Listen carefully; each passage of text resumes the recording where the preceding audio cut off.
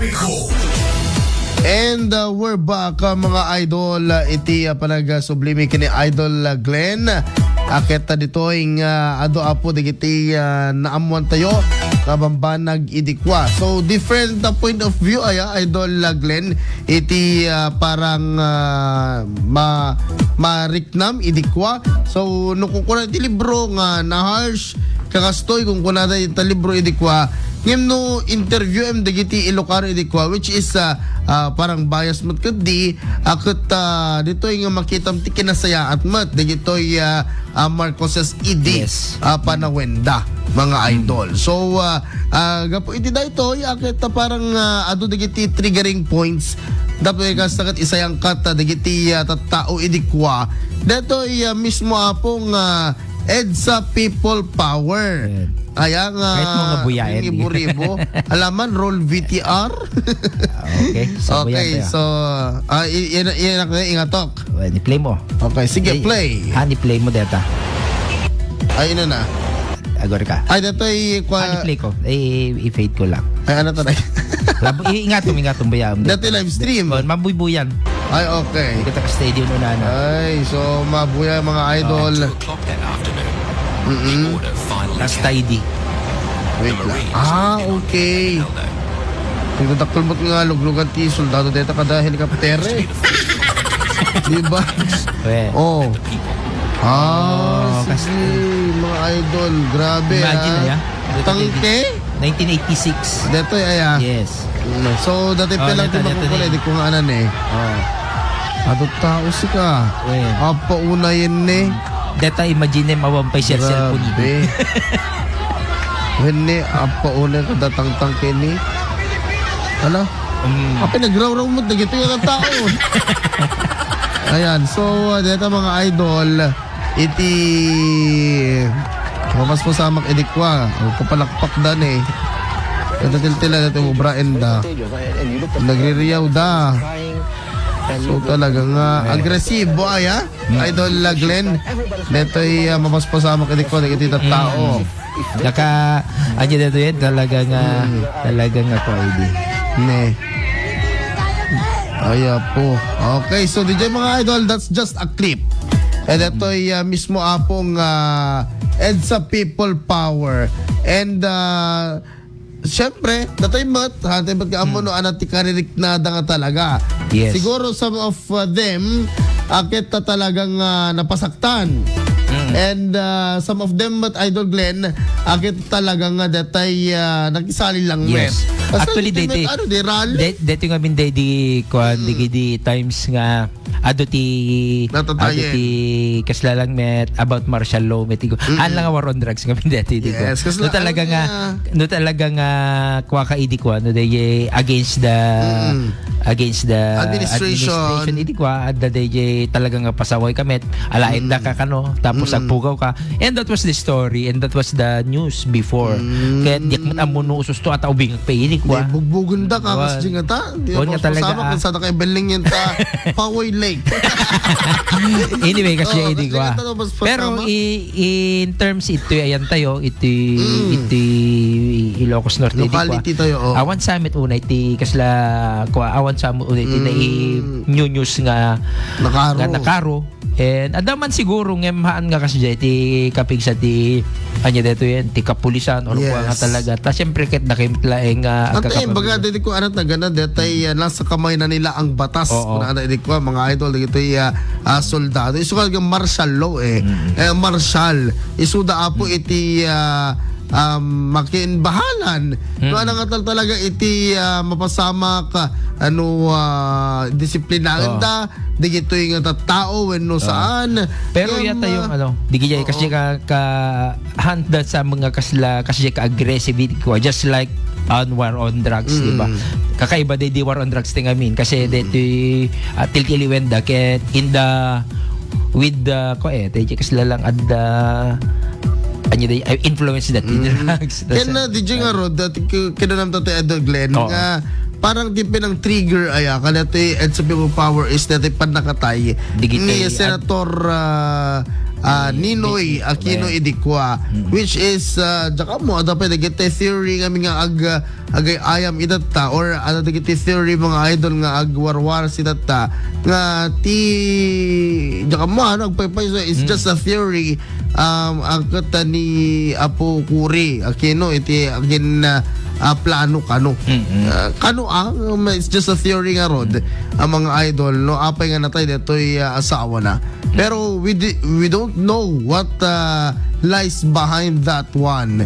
Mga idol no ada ba talaga pagkainaigan ni Apo Makoy no awan.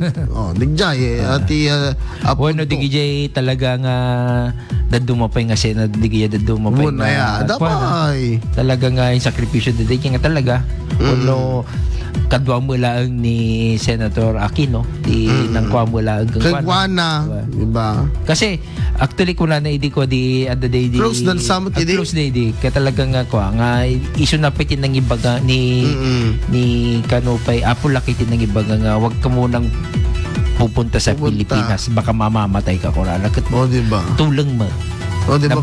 Nabangag mo ngem that alone nga imbaga ni Apo Makoy Idikwa agad isuti ng triggeran datay parang imbaga da nga di ba huwag ka mo nang bumalik dito sa Pilipinas so nagpanunot da nga ay dati parang plano na dito matay anyway kwa pa idi agka fraternity da may sa ti kwada ay talaga isuwar nga dedi made in Malacan anya da kan ngamin idi kwa ala ka mga apo ket nimot apo lakay ti kwa idi basta isa DJ jak lang amo DJ when I was in DJ made in Malacanang dedi aramid ti kwa aramid dedi pelikula ni Darelia Darelia ada kijay DJ nga scene DJ dedi pinagkita ni Ninoy ken ni Apo Lakay. Hindi nakabarong Tagalog ka. Oo, nakabarong Tagalog nga kaslasak mo tibida. Apo. Joke lang. Ada ka namin. Oray mo 2 seconds na di appearance mo dyan. Well, actually DJ time nga kasla kami reunion DJ nga DJ kasla fraternity da and then nagkita da. Pero kasi lang nang iwas ka DJ nga confrontation ket digay mo lang kakwada digay kafratda so nga handa nga nagpangam ni Ninoy ada ba di parang dati jealousy na or adda siguro kaputa dati anya deto yun ni amin Apo Lakay ti kasla medyo iso ti latakang na nga to iso latatikan kanayon nga dete number 1 kasi natatanok niya Ilocano ken kastapay di ba anyway ni Senator Ninoy Aquino he is a silent worker nalaing isuna talaga nga abogado mo nalaing mo't isuna ngam kasla lang amin ading na lang amin idol iso na isla kuma agpadatag kalaing ta ngam dejela pinagkita kang ket manong kang amin yung aming juti prelude na parang pag inagawan na ni Imelda actually anda kano actually ti storyline na pwede jay kasi lang ni Ninoy Paikid iti one way nga naamam mo ni Apo Lakay. Ay, okay. Iso nga dakil mo ti kasla chance na nga apay. Diyan ka mo nung nag-game or what basta may isang way, may isang nga kuha nga naamam muna ni Madam Imelda ni Apo Lakay ket gapuken ni Ninoy. Okay. Alright, mga idol. So napintas niya yung story na. Dakit na tagbak rin. Buyan yung tumal ni Made in Malacanangin. Made in Malacanang numabuya day jay. Awan saan? Anyway, no, adan tulat makita parang tulat ta video or what. Ito, pirata. Mabuya yung tulat CD. Ayan, hello kay ka Ma'am Elvesa Villanueva. Mabuya dakto dyan. Diba? Buyan na ka, awan copy, hindi na ka lang mo iniganti kopya mo. Actually, nakaka-copy aksa ti medyo di kami na di pirated nga something like that, pero napintas nga pirated. Hang gagangay nga na ikabjet TV. Clean isuna kasi clean. magatang mamiti ko at the Netflix or what. Ada ba? Ada. Kitang tuman ulit. Hello nga mga Alveso Villanueva, Manipo, the Oregon, USA, ni Tristan Wyatt Gulay, ni Oliver Corpus, na yung pagkabigat. So, DJ Laeng, tikayat ko laeng nga makwagana ti Edsa. Use your freedom wisely. Correct. Don't abuse Ano, your freedom kasi naikanda tayo no apay kasano tayo kawaya-waya itataya no dahil aming nga bobraan tayo kaya tayo ti anya dito apatin sa dito songs kada kwa tayo kung you can curse no dahil di hanaw madi adi da ka pa ibalod madi ka mapalos makasao ka di gijay kwa minsan nga pinangtiran ba kadigay kaya mga open naka-real talk hindi ko no ko real talk kay di ko ibalod da ka. So, imagine that. And then, tatanga pa na naka-open tayo. Di masay cyber level tela. No, daman no. Di ba? Okay. Anyway, kasi so, alam mga idol. Use your freedom wisely. Para naman meron tayo essence sa EDSA or yung mga pinaglaban ng mga unang leaders natin, yung mga unang natin. Anyway, we have a bias here kasi ni Ferdinand ni Apulacay was an Ilocano. Ilocano isuna.